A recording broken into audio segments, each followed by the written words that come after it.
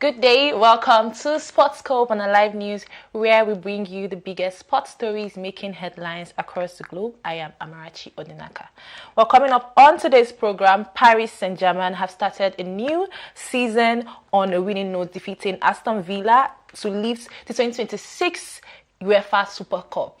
Well, our attention will also turn to the Super Falcons, who would face South Africa tonight in a crucial World Cup qualifications playoff with a place in the Global Interconfederation playoffs at stake. Well, furthermore, across other sports, Elena Rybakina and Iga away from the World Cup qualifications, the 2026 Women's Africa Cup of Nations is heading to its final chapter. Malawi and Cameroon will battle for the continental title. Yes, Malawi and Cameroon are the finalists of the 2026 WAFCON.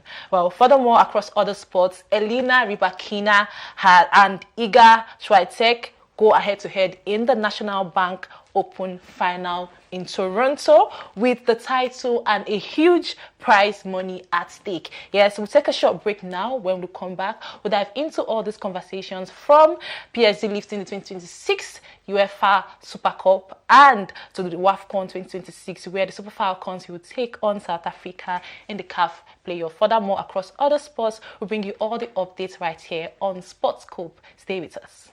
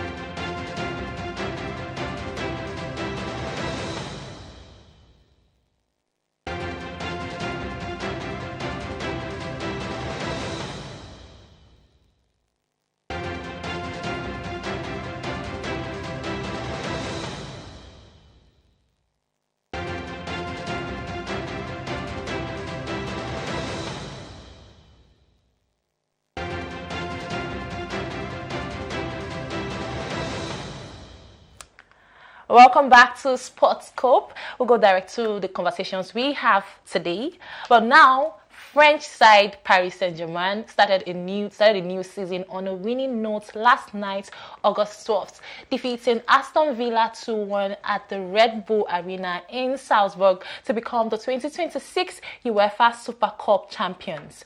PSG forward Kavishka Kvaratskhelia opened the scoring in the 20th minute before Aston Villa's 17-year-old Bryan Majo equalized just before halftime. The deciding moment came in the second half when Desire Doué found the breakthrough for PSG, restoring the lead and securing the 2-1 victory for PSG.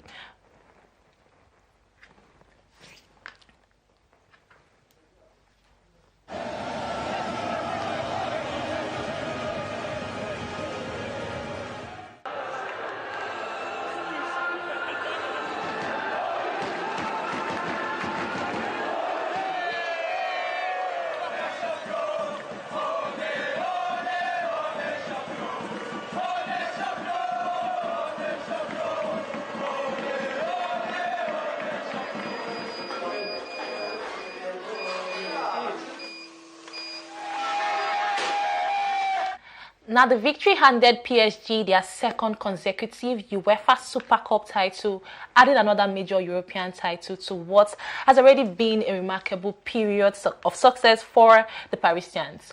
But beyond the results of the 2026 UEFA Super Cup, this final produced another historic moment for Africa.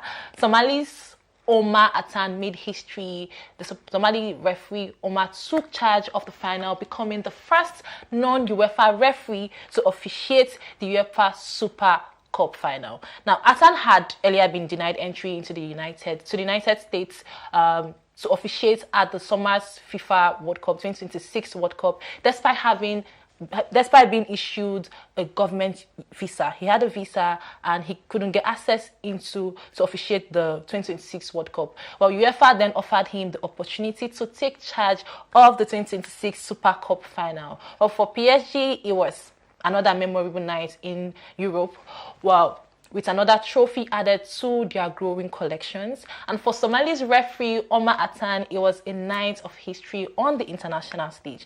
Now, away from club football, our attention will turn to the Super Falcons, who face South Africa tonight in a crucial World Cup playoff.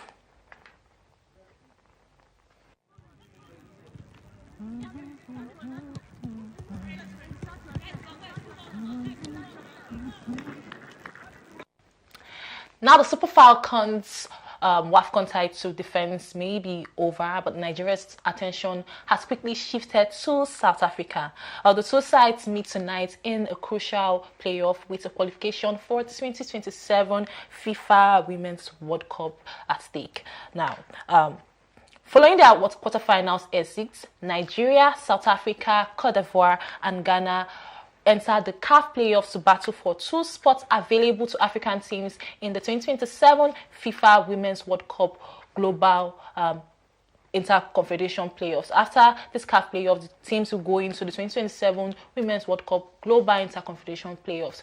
So for the Super Falcons, tonight is about keeping their World Cup hopes alive. There's no room for error, no second chances, and no tomorrow for the teams that fall out tonight. Well, ahead of the clash, the Super Falcons head coach and team's captain Rasheedat Ajibade addressed the media at yesterday's pre-match press conference at the Lac Bizaouli Stadium in Casablanca.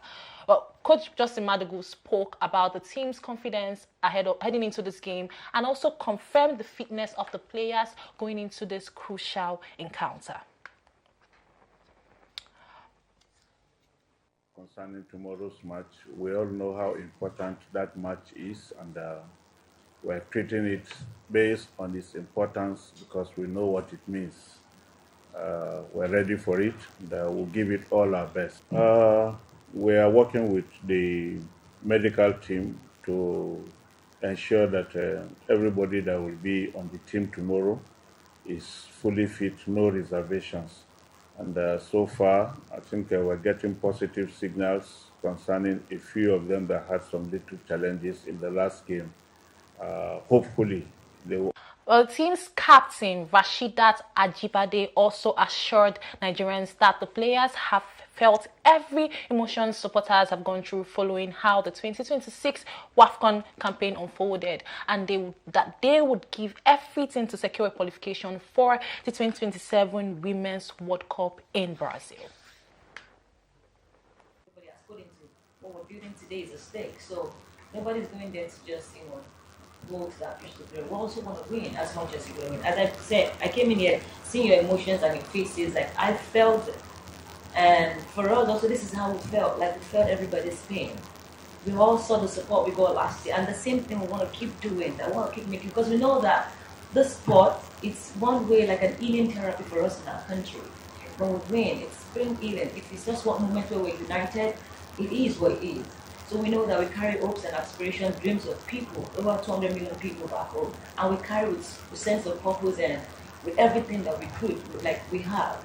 So if it didn't work, doesn't mean that people should start bashing and all of that, but they can do better, and we can all, be much nicer to each other, and very sure we can, put all of these things into being nice to ourselves, being nice to people around us. The world will be much more better. Now, all focus is on tonight's clash. Yes, the Super Falcons had their final training session yesterday at the Pere Jago Stadium in Casablanca as the team puts the finishing touches to its preparations for South Africa. Let's take a look at how the Super Falcons prepare to take on South Africa tonight.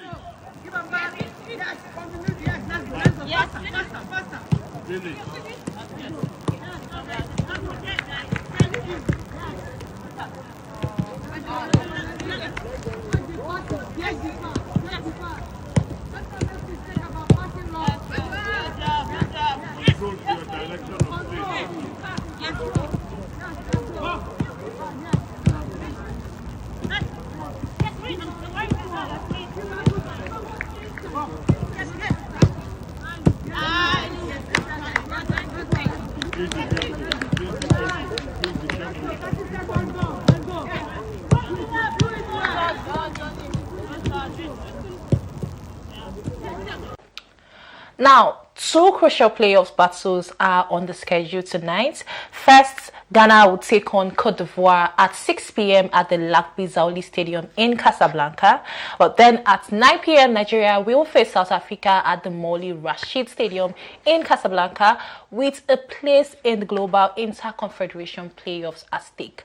But for the Super Falcons, the equation is simple. They have to beat South Africa and keep the road to the 2027 FIFA Women's World Cup alive. Well, now away from the World Cup qualification race, the 2026 Women's Africa Cup of Nations is heading to its final chapter. And yes, two teams remaining in the standing for the continental glory. Malawi and Cameroon are the long-awaited finalists, and one thing is certain for this edition of the 2026 WAFCON, there would be a first-time champion. Yes, the 2026 WAFCON will crown a first-time champion.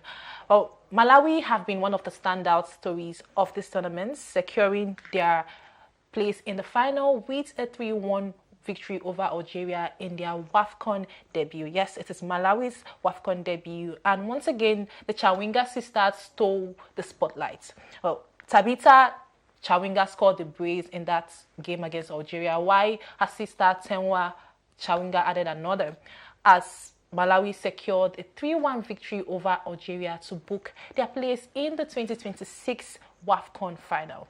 Now, Cameroon, meanwhile, secured their place in the final after eliminating the host nation Morocco. The semi-final ended goalless after relegation time, but Cameroon held their nerve to win 3-1 on penalties and advance to the final.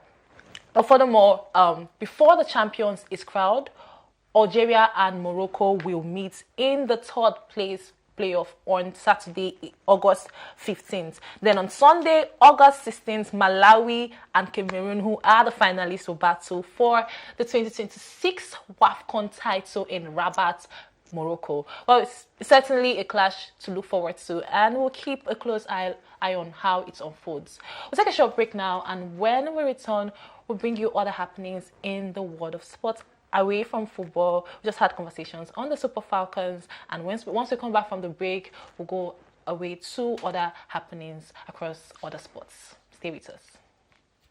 Absolute world class. It does not get better than that.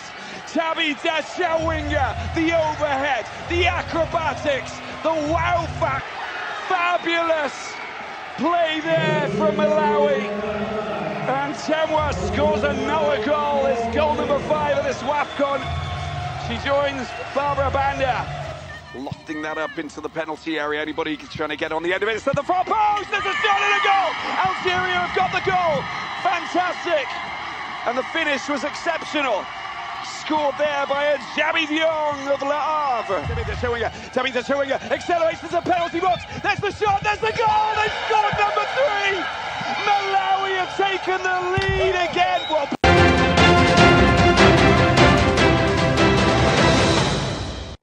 now away from football.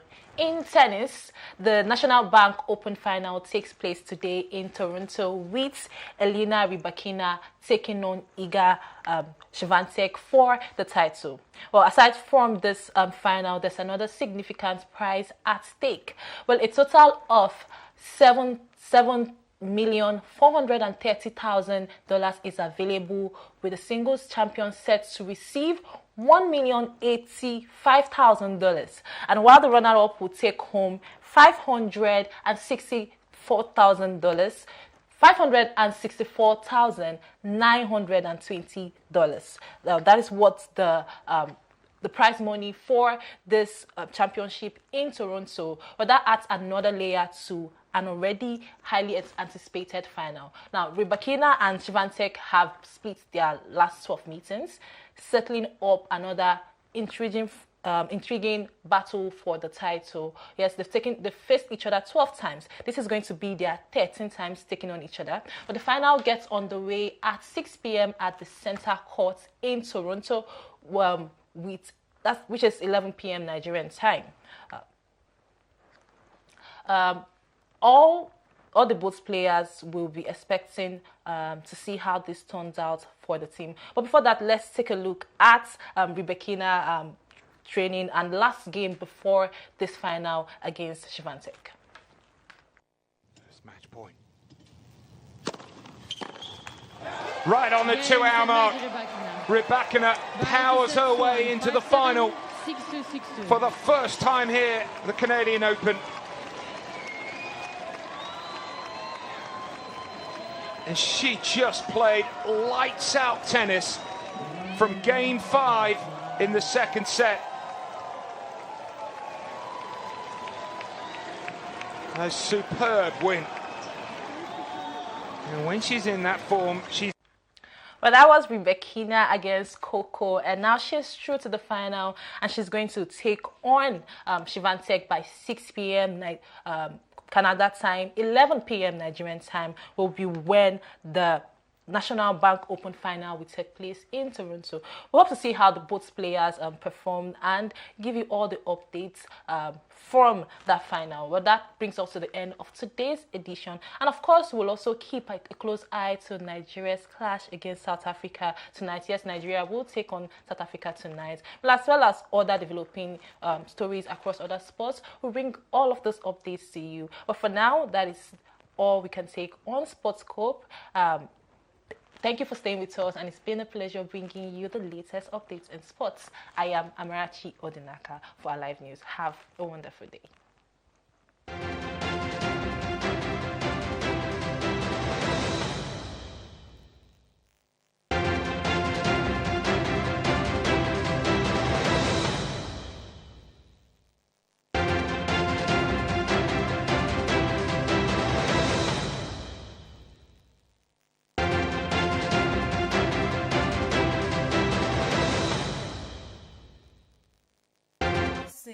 Ekujumi. Good afternoon, sir. Such a huge pleasure having you in our studios live this afternoon. Good afternoon. Thank you for having me. It's a pleasure. Thank you very much, sir. Osun State heads to the polls this August 15. And of course, beyond just one person emerging as the governorship candidates, we've had political observers say that this is one of the most critical, one of the most intense off-cycle gubernatorial election that we have ever seen in recent years. In your own point of view, what would you say, or how would you assess the political atmosphere at Osun State right now? Well, thank you very much. The political atmosphere in Osun State right now is one of calmness, even though there's a detention among the political gladiators. The parties are still going about with their campaigns. If you go around the towns, people are going about their legitimate businesses. Those who are going for political rallies are going about it. This election, the atmosphere pervading this election on Saturday is not in any way different from what happened in 2014, 2018, and 2022. The race for the government house in Osun State has always been intense and, very tough among gladiators. And this is not in any way different. So let nobody come and say this is a new chapter that we have never seen this before. We saw this in 2014 when we had the Raul Faregbesola on the ballot against, I think, Omishori. Then we also had it in 2018. Then in 2018, we had Oyetola versus Governor Adeleke, in which Oyetola won.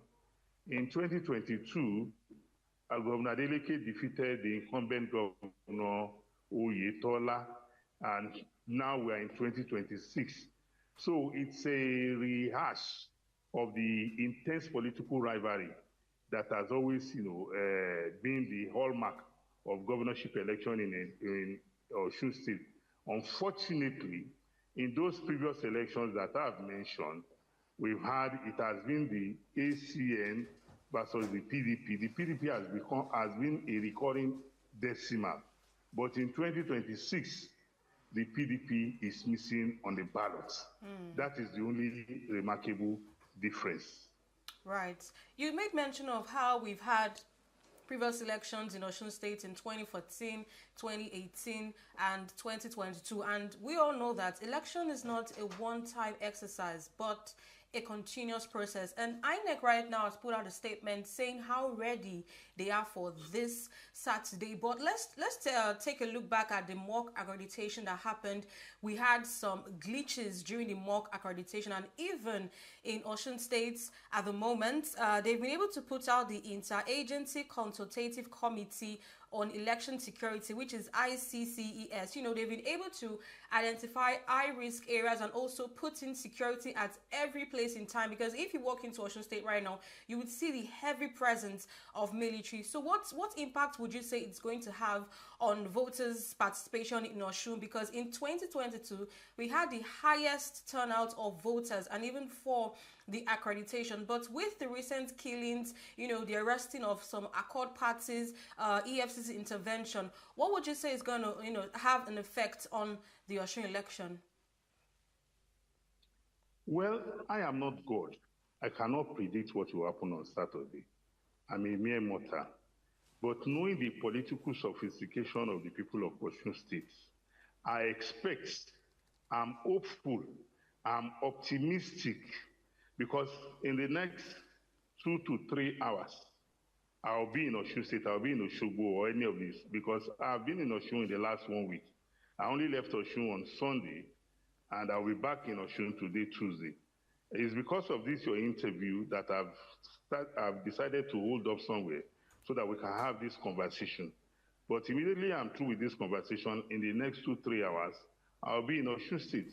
So the turnout for this election, despite the ugly, incidences that we have seen with regards to electoral violence, which is condemnable, because as a human being, I will not support any party or individual resorting to violence in propagating what he wants to do to better the life of the people. That is a absolute no-no area for me.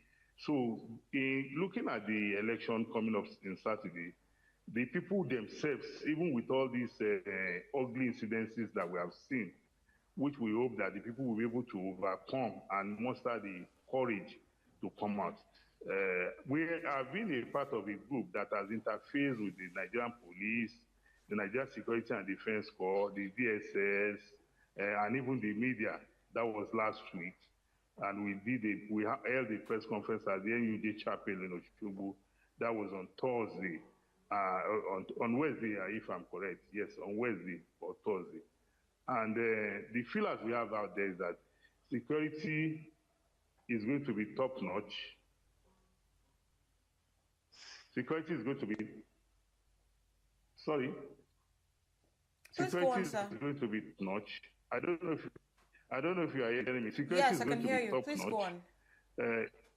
Yes, a lot of deployment have been made.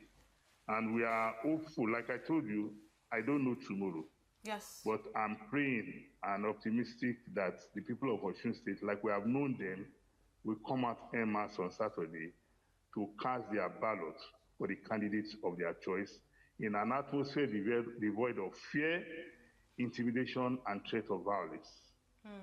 So talking about casting of ballots, this is the first time that we're going to be doing PVC collection in the state. That Osun is the first state that is going to be introducing downloadable PVCs for voters who possibly applied for replacement due to damage. What is your thoughts on that? Because what could this new system mean? Could it give us more voter access or credibility, or even maybe a chance for vote buying? I think with this new method that has been introduced by INEC, it shows you clearly that INEC is alive to its responsibility, that INEC is in sync with the fact that democracy can only be sustained when the people participate. And that is why INEC has put in place this measure so that voters, eligible voters, you can download your PVC. But don't be surprised, come election day, some people want to play funny games, because even if you download your PVC, if your name is not on the voters register in a particular polling unit, you cannot vote. So don't be taken away or be shocked if you see people come out and say, oh, I took my PVC to the polling unit and they could not find my name on the ballot, on the voters register. We must be very careful as journalists, because the role of the media is to disseminate factual and objective information. A lot of mudslinging, character assassination, lies, falsehood, and misinformation will pervade the public space. But the media must always be at top of their game to separate the facts from the emotions. So by allowing downloading of PVC, it shows you clearly that INEC is in sync with the fact that every eligible voter that has registered must be allowed to exercise his franchise, with the PVC.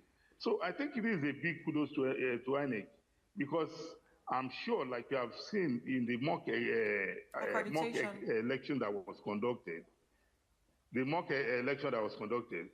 it shows clearly that if you don't have a PVC, you cannot vote, which has always been the mantra. No PVC. If you don't have a PVC, please stay in your home and continue to watch African Magic and allow those who have PVC to come to the polling station on election day to cast their votes. That is our appeal to those who are not registered.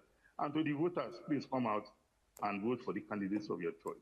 Come out in mass and vote for the candidates of your choice. So yes, kudos to INEC on that one. But I really want to take you back to the time of 1998 to 2000, where we had a lawyer in person of Barrister Ephraim Akpata. He's like one of the first son that ever chaired INEC. And right now, for the first time since the year 2000, we're having a son in person of Josh Amopiton chair the INEC. Do you see changes in how INEC usually carry out the election, or is this just politically symbolic? Because critics will say that since it's a barrister chairing the INEC, we should see some changes with the way INEC would collect the results and release the winners.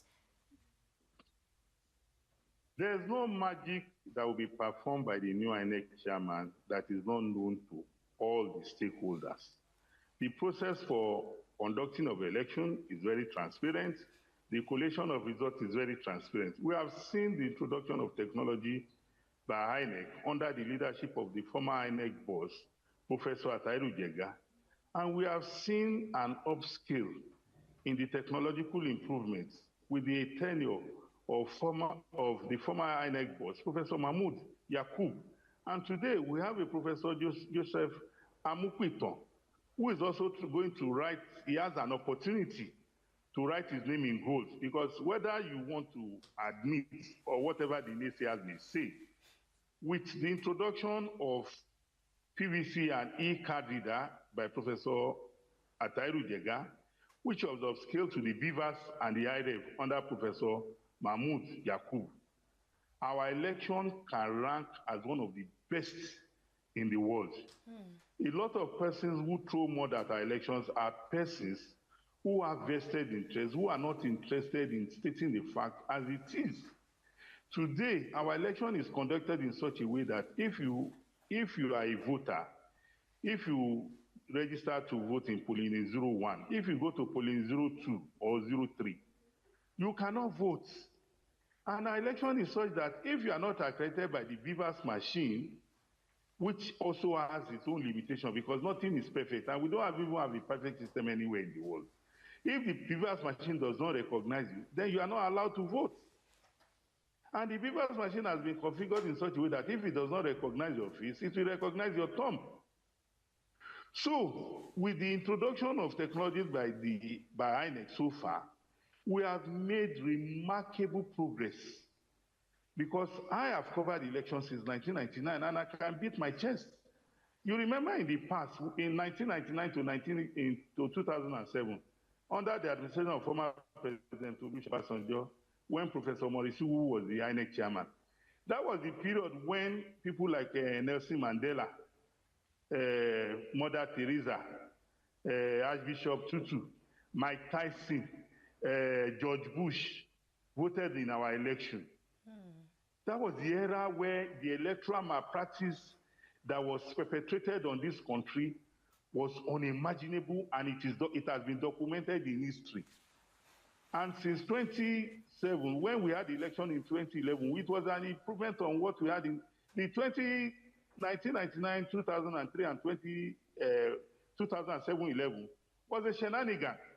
That even the winner of the election in 2007, late former President Umaru Yar'Adua, publicly came out and said the election that brought me into office is too fraudulent. My conscience will not allow me to hold that mandate and be comfortable. And the man set up a Justice Wise panel on electoral reforms. So we have passed that stage. Professor Amupitan is building on what is in the Electoral Act. Don't forget that whatever INEC does must be in consonance with the Constitution and the Electoral Act. INEC cannot just wake up and conduct election at its own whims and caprices. It's not done that way. We're a country governed by laws. Our democracy is governed by laws. So today, INEC, I can tell you with all sense of responsibility that INEC has always conducted its affairs, has always conducted the elections in tandem with global best practices. Anybody who has an alternative position must come out with facts to substantiate the opposite. But as we speak, INEC is on top of its game. We can only encourage them to continue to do better. All right. So you're stating that INEC is on top of its game. Are you aware that for the BVAS, we're currently using version 10 when we have version 17 out there? I also want to attest to the fact that you made mention of these political figures in person of George Bush, Mother Teresa, and some other political figures that you mentioned. What would you attest to that? You know, because we've not had free and fair. Some would actually argue that we've not had free and fair election in Nigeria. So you're saying that we've had one of the best. What would you attest to that? Well, when I told you that Mother Teresa, George Bush, that was the era of massive thumb printing and ballot stuffing and ballot snatching. Ballot stuffing and ballot snatching, massive thumb printing, was prevalent under the tenure of former President Olusegun Obasanjo. If you remember that the PDP won about 5 states in the southwest: Ogun, Oyo, Ondo, Ekiti, and Osun. But the then AC or ACN went to court and were able to prove that the results returned was not commensurate scientifically with the time allotted for voting. That the court was able to, through science, through scientific, investigation and verification, was able to prove that no voter can vote under a second.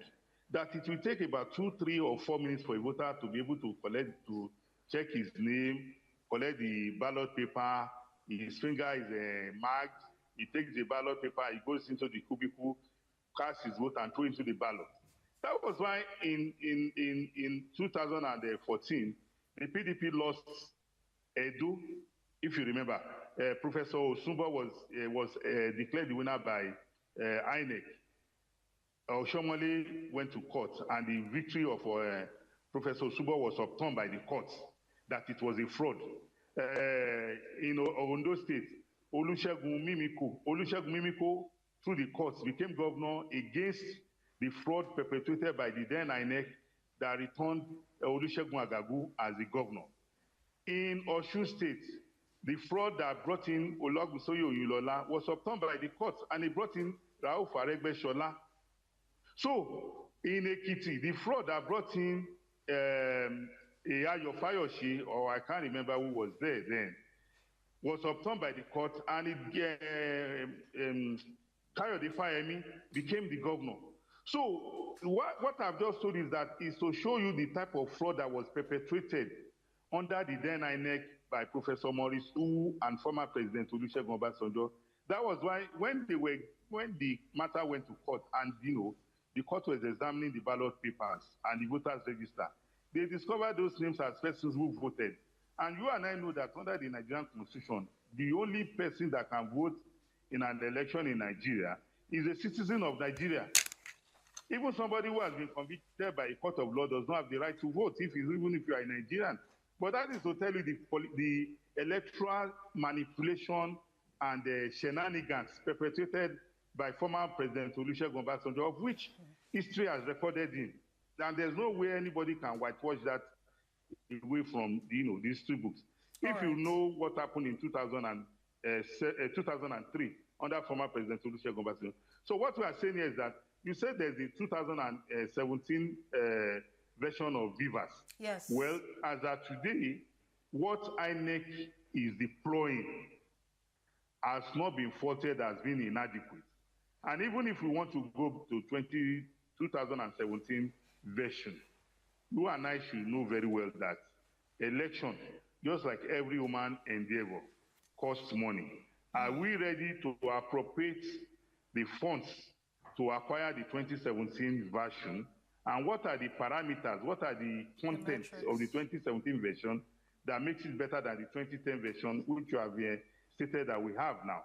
So I don't know about that, but I'm very, very conversant with the fact that as an election observer who has been keenly active in the process, what we presently have on ground is one of the best. All right. We'll see how this Saturday's election come, and I hope we're definitely going to have you, next week after the election to ascertain how the INEC did during the election. But now, let's come back home. You made mention of how one striking feature of this election is the absence of both the PDP and the Labour Party.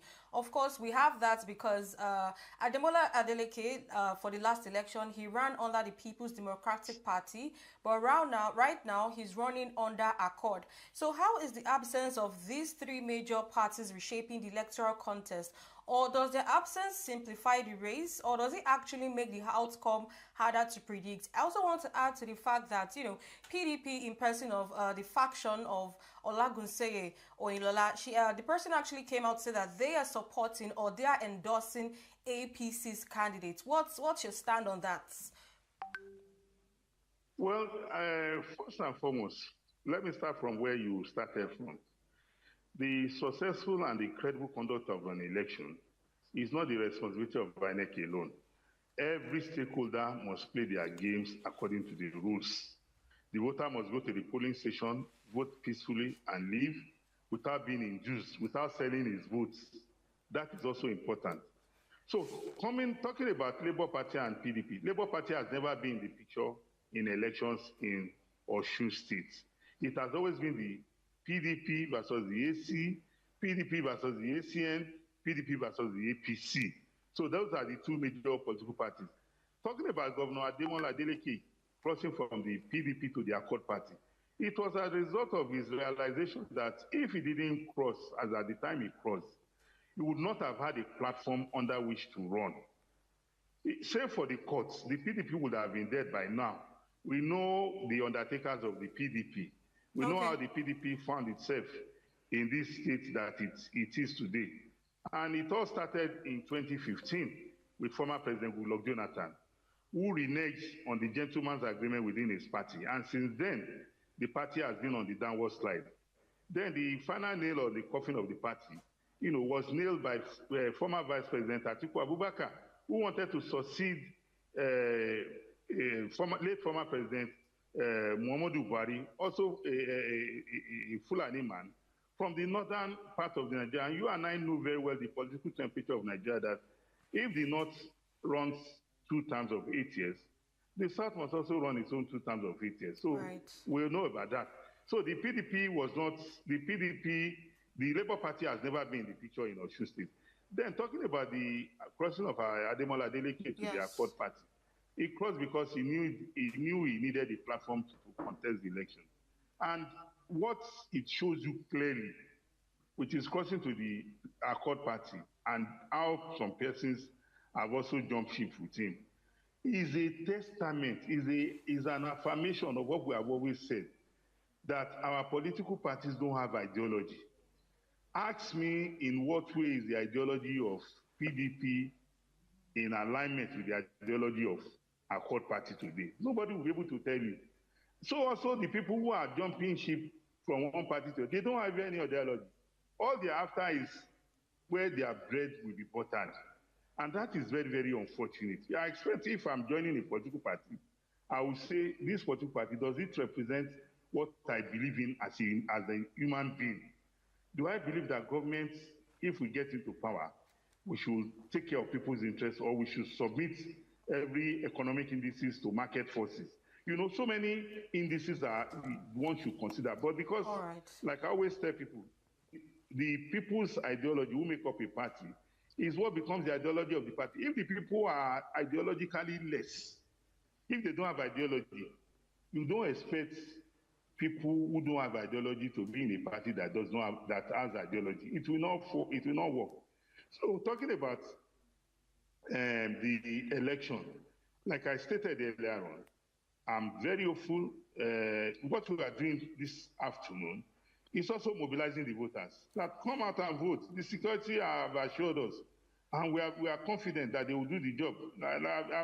I've been in Osun State in the last almost 144 hours before I left the place. And I'm returning there in the next few hours. And I can tell you for free, I'm very optimistic that come election day, if you do anyhow, you will see anyhow. All right, sir. So before I let you go this hour, what do you think is the single biggest factor that will determine who wins Osun State this Saturday? There is no single factor, but one fact you must not run away from is that every politics is local. The people of Osun State know the local underlying tendencies that determine where they cast their ballot. And don't be surprised that the politicians will feast massively on those sentiments, to sway the voters. But you can be rest assured, I've been speaking with people in Osun State because I'm also going to Osun State. I've been there, and people are telling me we are coming out to vote. It was just like in 2018. No, it was in 2014. I remember really well when the then federal government, under former President Goodluck Jonathan, deployed all the weapons of violence to Osun State to intimidate the people. And days before the election, we asked the people, where are you going to cast your ballot? And some of them told us that even if they put lion at the polling center, they are coming there to cast their ballot.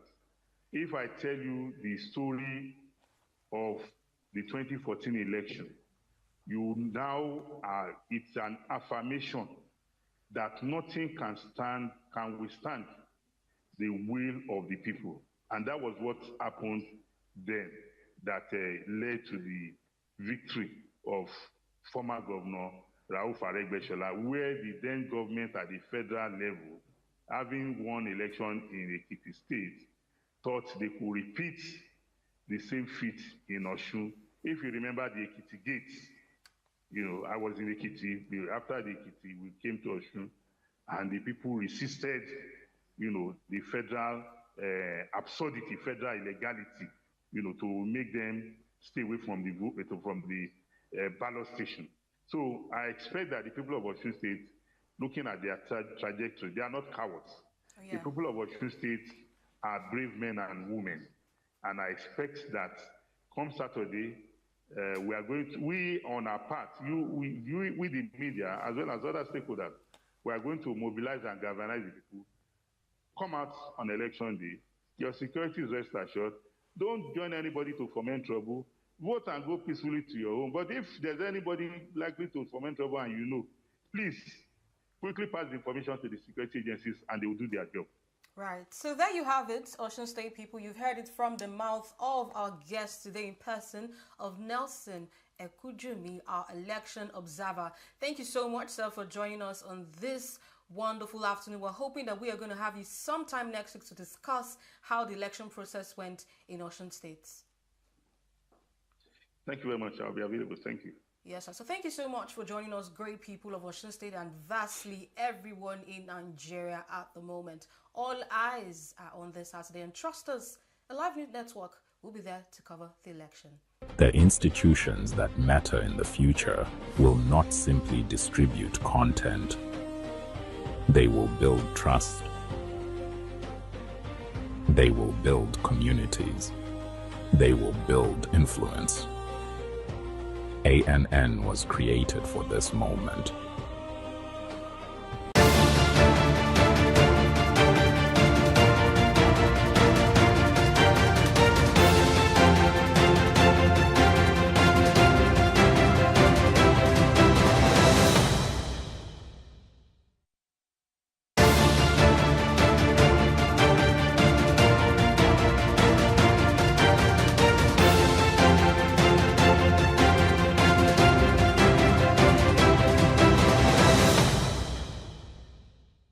Welcome to our live news update. This is an exclusive.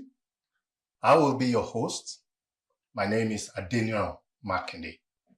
In the studio today, we have with us Mr. Obafemi George, a political analyst and a political scientist. You're welcome to the studio. Thank you very much, Mr. Makinde. Thank you for having me. It's good to be here. And congrats on this beautiful studio. Oh, thank you. Thank you. Is the starting beat? Yeah. Yes, I would want us to dive into the matter straight on.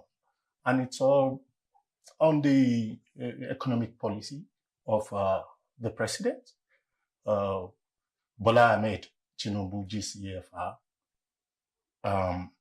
There are a couple of policies that the nation, of course, people have opinions here and there from different divides, but it's important that we chronicle this, all of these policies, one of which is his major economic decision, which was the removal of fuel subsidy. As you know, 3 years down the line, would you say Nigerians are better off because of this policy? I think it's good that we talk about where we were coming from, where we were, and where we could have ended up if those decisions were not taken. Let me seize this opportunity to just educate our viewers. So subsidy started in the 70s. Yeah. It was General Gowon that actually first introduced fuel subsidy. And the whole idea was, we've experienced oil boom, and oil boom began to dwindle. So they're like, okay, let's cushion the effect of that price undulation on the people. So subsidy was introduced. Then by 1977, when President Obasanjo was president, he now codified it. I think it was Decree 33, Price Regulatory Act of 1977. Anyway, the whole idea behind subsidy was that it was meant to be a temporary thing. The concept was, okay, let us subsidize the cost of PMS while we build local refining capacities. And that was why the military government in that era was aggressive in building refineries. Before that time, it was only Port Harcourt refineries that we had. Then they started Warri Refinery, started Kaduna Refinery. And Obasanjo finished one. Then when Shagari came by 1980, he finished the second one. Now, when subsidy was codified in 1977, Obasanjo pegged it at 15 kobo per liter. And with the hope that, 2-3 years down the line, once the refining capacity has been developed, subsidy would go. As at that time, I think subsidy was maybe like 5 to 10%. However, when military left and politicians came in, 10% subsidy became 20% subsidy, became 30% subsidy, became 40% subsidy. And As that was growing, the corruption was growing, the embezzlement was growing, till we found ourselves by 2010, 2011, it had gone beyond what anybody imagined in the 70s. And a cabal had been built around it. And when people say, oh, they shouldn't have removed it, I remind them, I said, who was actually benefiting from this subsidy? Was it really the people? Because Mr. Makinde, if we cast our mind back to even prior 2023, the price of a liter of fuel in Lagos was not the same price of a liter of fuel in Maiduguri. I agree with you. Certainly, there was different pricing all over the country. And the margin was huge. But this is the argument.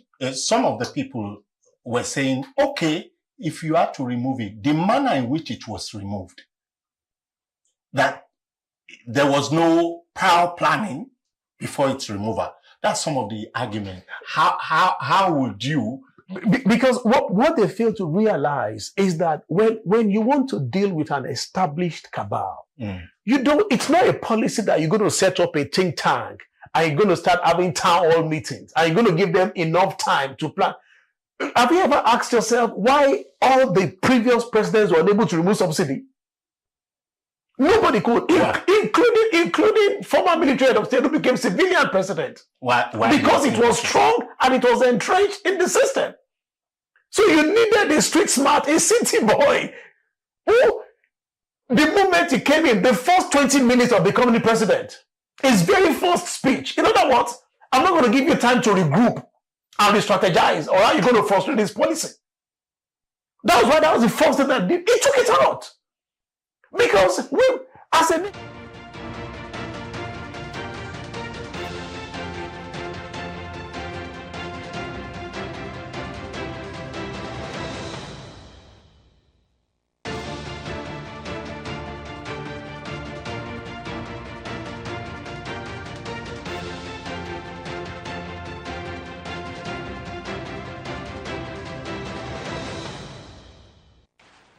Parliament Speaker's opine ruling cannot be questioned in court. Federal government reaffirms commitment. Nigeria meets OPEC quota. 7 die as mining pit collapses in Plateau. APC NWC member warns against violence in Osun State. Malawi credits Infantino for World Cup sports. Good day and welcome to a live news update. I am Salome Oladipo and here are the major stories making headlines.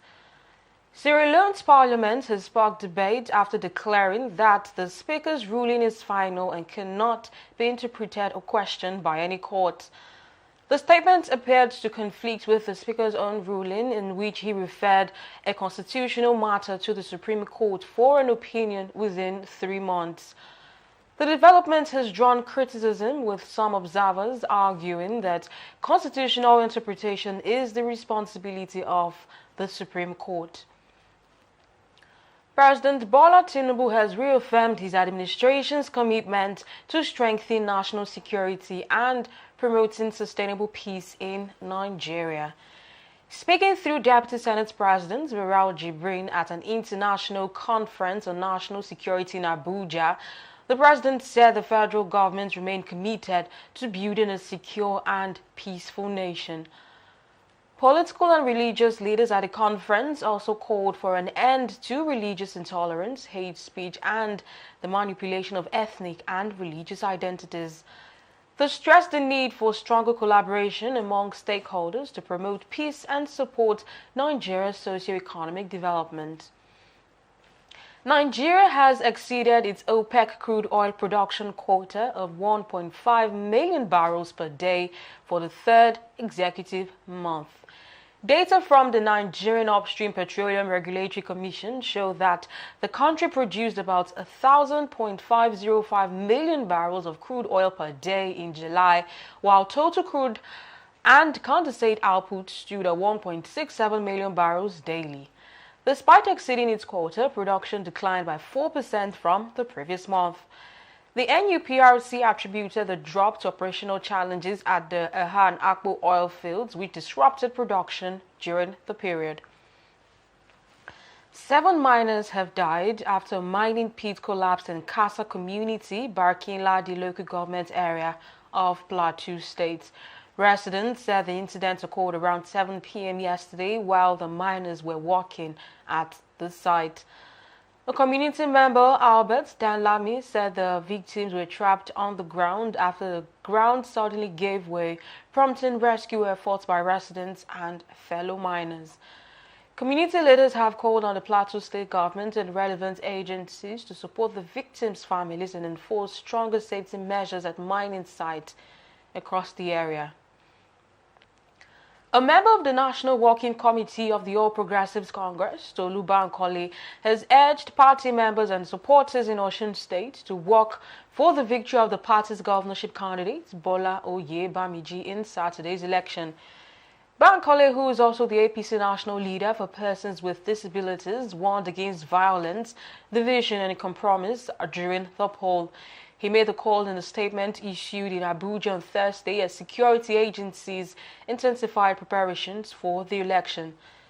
Thousands of personnel from the police, NSCDC, Nigerian Army and other agencies have been deployed across the state to maintain security. The INEC is expected to conduct the election on Saturday, while Oye Bamiji and other candidates contesting for the governorship seats will be live. Malawi's qualification for the 2027 Women's World Cup has been linked to increased investment in African football under FIFA President Gianni Infantino. Malawi Football Association President Fleetwood Hayes said the team's surprise run to the semi-finals of the ongoing Women's African Cup of Nations in Morocco secured the country's World Cup tickets. Hayes praised Infantino's efforts to increase investment and create a level playing field for African teams, saying this has strengthened his support for the FIFA president. He added that he expects widespread backing for Infantino from African football associations and plans to nominate him for another term. And that's the latest from Alive News Network. I am Salome Aladikbo. Thank you for watching and bye for now.